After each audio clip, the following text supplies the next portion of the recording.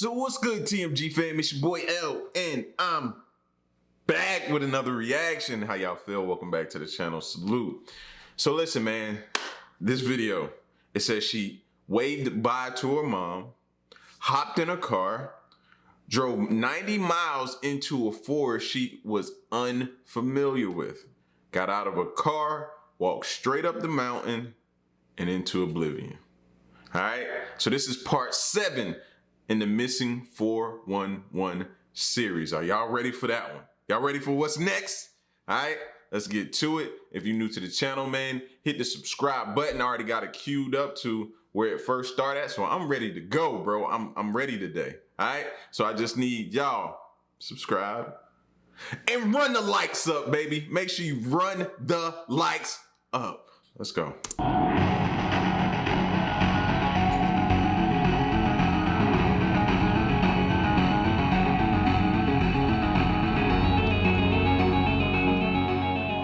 So just a couple of weeks ago, early on July 24th, 2020, an 18-year-old woman named Gia Fuda, who was living with her parents in Seattle, Washington, wakes up in their home, goes downstairs, says good morning to her mother and to her father. She has a sip of a seltzer water, and then she heads out to her car and says, okay, I'll see you tonight, and she drives off. Gia's mother said that because of the quarantine, all of Gia's college classes had been moved online, and Gia didn't like doing all of her work in the house. She felt trapped. And so her routine consisted of getting up early and heading to Bellevue College, which is just outside of Seattle, where she could do some work in their library, do her online courses there, and then come back sometime in the evening. And so Gia's parents assumed that's what she was doing that day. But when Gia left that morning, she did not follow her typical COVID-19 routine of going to Bellevue College to do schoolwork. Instead, she hopped on the highway and she drove 60 miles to a very rural part of Washington state. It's very heavily forested. It's called Index, Washington. And she gets picked up on a camera inside of a coffee shop where she gets a cup of coffee and she buys a Bigfoot keychain and then gets back in her car and drives another 30 miles away from Seattle, away from her parents' home. It's unclear where she's going until her car runs out of gas. And when she ran out of gas, it was like she wasn't prepared for it because she was only able to turn her car and barely pull off of Highway 2. It didn't look like she'd intentionally parked. And it's actually how investigators spotted it because it was jutting out into the road slightly. She gets out, and instead of walking on the highway to try to get help, or trying to flag down another motorist, she grabs her cell phone, her Bible, and a journal, and turns and starts walking directly uphill. There's like this mountain. It sounded to me like she wanted to. Like, number one, that's strange. Somebody just forget. It's not strange. Some people do forget to look down at the gas tank. I've done it just to look down and see how much gas you got in there. I've done that before and was like, oh snap, I need to get this gas station, like not now, but right now. But for her not to try to get help and just get out and walk, grab your Bible and just go up a mountain, it sounds kind of suicide-ish to me, right? Anybody else getting that vibe? Like, mountain right next to the highway, and it's very densely forested, and she just starts walking straight up this mountain. It's important to note that David Paulides just recently came out with a video about this case on his Can-Am Missing Project channel, and he says that the area she stopped in is an area where at least a dozen other people have gone missing under baffling circumstances that have all been covered in the Missing 411 phenomenon. By 11:30 that night, Gia's parents were starting to get very concerned that they hadn't heard from their daughter and that she hadn't come home yet. They started texting her and calling her. No answer, no response. By 1 a.m. And didn't he say she took her cell phone? Hold on, remember the spot, 432, I gotta go back. Channel, and he says that the area she stopped in is an area where at least a dozen other people have gone missing under baffling circumstances that have an area his that David Paulides did, and she just starts walking next to the highway, and it's very densely forested. It's like this mountain right next. Trying to find that spot. Did she say? Or trying to flag down another motorist, she grabs her cell phone, her Bible, and a journal, and turns and grabs her cell phone, Bible, and journal, right? So if she's stranded, she has her cell phone. Now, could she have reception? You never know. But it's kind of odd for her not to use her cell phone when her car ran out of gas. Another kind of, did she want to die? It's making me feel like that right now. I'm not thinking foul play at all so far. Starts walking directly uphill. There's like this mountain right next to the highway, and it's very densely forested. And she just starts walking straight up this mountain. It's important to note that David Paulides just recently came out with a video about this case on his Can-Am Missing Project channel. And he says that the area she stopped in is an area where at least a dozen other people have gone missing under baffling circumstances that have all been covered in the Missing 411 phenomenon. By 11:30 that night, Gia's parents were starting to get very concerned that they hadn't heard from their daughter and that she hadn't come home yet. They started texting her and calling her.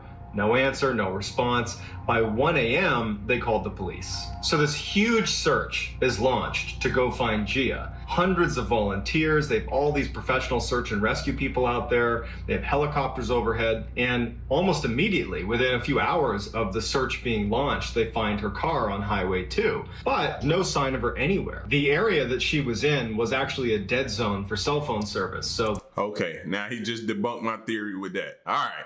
Because I was waiting on somebody to say, okay, you get no good cell phone reception out here. Not meaning that, still, you could have started heading back towards the way to get cell phone reception. Not up the mountain to where for sure you're not going to have no cell phone reception, no towers.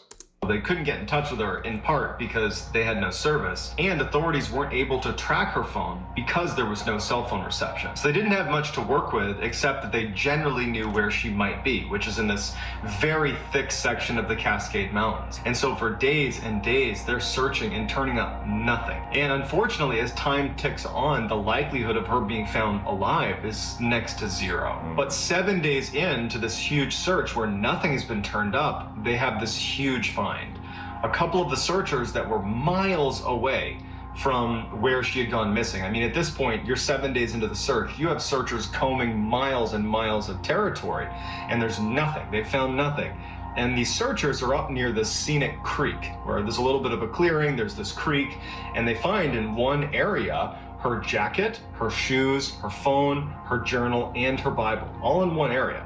It looked like she had just suddenly stripped everything she had, put it on the ground, but she was nowhere to be found. So while this find is certainly great progress towards discovering what happened, it unfortunately sent a message to her parents that at this point, you need to brace for the worst, because now your daughter is not only missing and has been for a week, she doesn't have any gear. She has no clothes, she has no phone, she's just gone and has nothing. So the omen was very bad at this point. But her family and the searchers were not willing to give up, so they continued to search this new area where all of her stuff had been found for another 2 days. And on the 9th day from when she had gone missing, they found her, and she was alive. She was sitting on a rock near this creek. When they approached her, she was very startled to see people coming near her. She clearly was not expecting to be found. She was also more or less incoherent. She believed she had only been out for maybe 3 days and just had gotten lost, but they told her she had been gone for 9 days. But she was unhurt. She had a couple scratches on her. She was definitely emaciated, but she had been drinking from the stream and eating huckleberries. So she was, taking care of herself, but she was totally confused. She didn't know why she was there. And when she was pressed a little bit further, she didn't know why she drove where she drove. She doesn't know why she walked up a very steep mountain into the Cascades. She also has no idea what happened over the first 6-7 days. She only recalled the last couple and thought that's the whole time she had been out there. So it's a very confusing story, and one that probably we will never get a clear answer to. This will just become another one of the thousands of very odd disappearances that occur all over North America, except at least in this case, she was found alive. I think she was on something, maybe, that made her kind of be out of it. Like some type of drug or something that she took, or was smoking or injecting or something. Like, what makes you just completely just And even if you thought you was only gone for 3 days, what made you just go in the woods with nothing, stripped down and just be in the woods? That don't just sound like a fun day for me at all. I'm sorry. Tom Mezek was this salty Army veteran. He had served in the 82nd Airborne Division, which is an elite paratrooper division. He taught survival training classes, but more than anything, he loved to hunt. And he actually hunted in this one particular area in New York all the time with the same group of friends. In fact, for like 55 years, Tom and his 6 hunter friends would hunt this one area. On November 15th, 2015, Tom and his hunting buddies decide to go hunt in this area. And they got a bit of a late start. They didn't get out there till about noon. So they decided, in order to make up for lost time, to use this technique that's referred to as a deer drive, where you have stationary watchers that set up on a line about 100 meters apart from one another, and you have a group of drivers that kind of corral any deer or any animals in the area and push them so that they go past the watchers who can take a shot at those animals. And so Tom, along with 3 other hunters, were made watchers, and they set up along this hillside where Tom was all the way on the left flank, which meant on his left were no hunters. He did have a hunter 100 meters to his right, and then there was 2 other hunters all the way up the hill on the right as well, but he was on the outer flank of Who came up with this strategy? All this strategy screams to me is death. Like, oh, I thought you were over there when I shot. You weren't supposed to be there. Remember, we said stay on this side, and we would be on this side. It sounded like a whole lot of confusion and somebody dying. that line. And the 3 other hunters that were going to be doing the driving were to his right as well. Behind this hill, they were going to try to push the deer up and over this hill down to this line of watchers. After 3 hours and no luck, they haven't seen one deer. They start to also comment on the fact that there doesn't seem to be any wildlife at all. No squirrels, no birds, no anything. There's just silence, which is very odd for this area. And when you consider that this group has hunted this area for 55 years, they have a really good understanding of what normal looks like. And before anything happened with Tom, they were already talking about how strange that was. Also, one of the watchers who was right next to where Tom was, about 100 meters away, he recalled hearing a very distinct sound, like a whooshing sound or a snapping sound, coming generally from where Tom was. But he didn't think much of it at the time. That is, until they got back to their cars after calling off the hunt because they had been unsuccessful, and everyone's there except for Tom. And they go back out, they're yelling for Tom, they're wondering, did he fall down? They're like, okay, let's radio him, because everybody had radios. There's no answer from Tom. They're searching the area where he was. They start shooting their rifles into the air. They can't find him, and they think, okay, well, we don't know what he's doing, but this guy is super competent. He was healthy. Let's just go to the cars and wait for him. And so they're sitting at the parking lot, which is not very far from where they were hunting. And this is an area they always parked in, and this is an area they always hunted in. So they knew that Tom knows where they're gonna be. And so they sat there waiting, and he's just not showing up. So eventually, the hunters call it in to the rangers that he's gone missing. A massive search is launched for Tom. I mean, they are combing this area. They got helicopters, professional search teams. They're looking in lakes, they're looking under logs, they're looking everywhere, and there's not a shred of evidence of Tom. They can't find his walkie-talkie, they can't find his gun, there's no clothes, there's nothing. He's just disappeared. On the 4th day of the search, the FBI shows up, and they get involved in the search, which didn't make any sense, because why is the FBI getting involved 4 days into a search for an elderly hunter where there's no sign of foul play? Why are they getting involved? It didn't really add up. And all they would tell Tom's wife is that they believed that something was off about this case, and that's why they were there. But they couldn't elaborate unless more information came in. But nothing ever shows up. Even though Tom was a bit older, he literally taught survival classes. He was the guy teaching other people how to survive in the woods. He also has been hunting in that particular area for 55 years. How is it? That still don't mean nothing though. What was it, the crocodile hunter that stepped on the jellyfish, remember? Huh? The one person in the world that you thought, him and probably Bear Grylls, that you thought, oh man, ain't nothing gonna kill them dudes, like, and it happened to be a jellyfish. So that whole, oh man, he's a survivalist, he taught survival skills to people, means nothing to me, bro. Nothing. That he in no way was able to signal that something was wrong, and that all these people, including the FBI, can't find any trace of him. It just seems like something is off. I gotta agree with the FBI on this one. In 2013, 51-year-old Dale Stelling decided to take a trip from Texas, where he lived with his wife and his parents, up to Colorado. He was an avid outdoorsman, and he had always wanted to go hiking and camping in Colorado. So he, his wife, and his parents load up the RV, and they start making their way up to Colorado. On June 9th, as they're making their way to Colorado, their RV breaks down in New Mexico. Even though they were eager to get to Colorado, Dale saw that where they had broken down was near the Mesa Verde National Park. And he thought, well, we weren't planning this, but let's just stay here for a night and go check out the park tomorrow. Then we'll get the RV fixed and we'll be on our way to Colorado. And so they all agree, they stay the night, and the next morning they head over to Mesa Verde National Park. It was a very hot day that day, and Dale's wife was overweight and not very healthy, and his parents were very elderly. So when they got to the park, they ended up just sitting at the visitor center, and no one really wanted to actually go walk around. But Dale was an avid hiker, and he didn't like the idea of just sitting around all day. And so at some point, Dale just says, hey, I'm gonna go stretch my legs and walk this trail here down to the abandoned city ruins. There was this city that had been built into the cliff that lots of tourists would go check out. And so his wife and his parents, they don't bat an eye. They say, okay, we'll see you in a little bit.